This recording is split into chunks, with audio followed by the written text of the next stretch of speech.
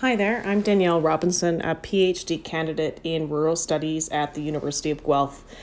Thanks to the Rural Policy and Learning Commons Research and Exchange Grant, I've been able to conduct comparative case studies in two Canadian wine regions, Nova Scotia's Annapolis Valley and British Columbia's South Okanagan Valley.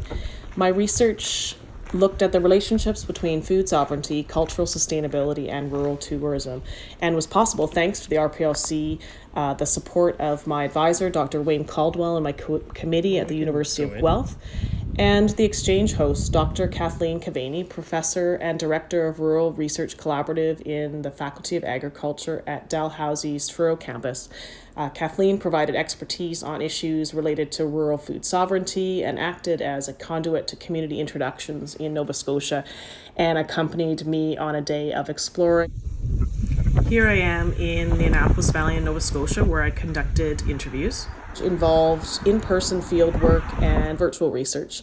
I spent 2 weeks in the Annapolis Valley in May 2019 and revisited the region for several days in August. With wine and food being one of the fastest growing rural tourism niches and intersecting with critical cultural sustainability issues such as local food systems, food sovereignty, and agricultural land use, it's particularly important to explore cultural sustainability in food and wine tourism contexts.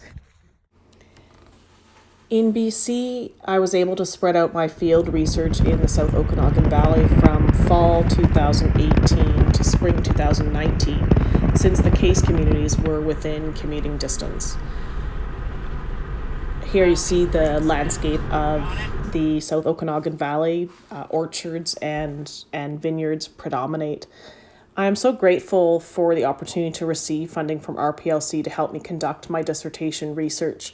The different provincial contexts and the different sizes and stages of development present really useful learning opportunities, and this exchange was important because knowing a place is only possible through firsthand experience.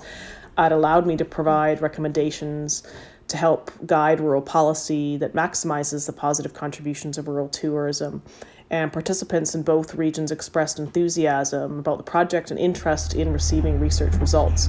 So I plan to share my research findings in community business-friendly format along with academic papers and conference presentations.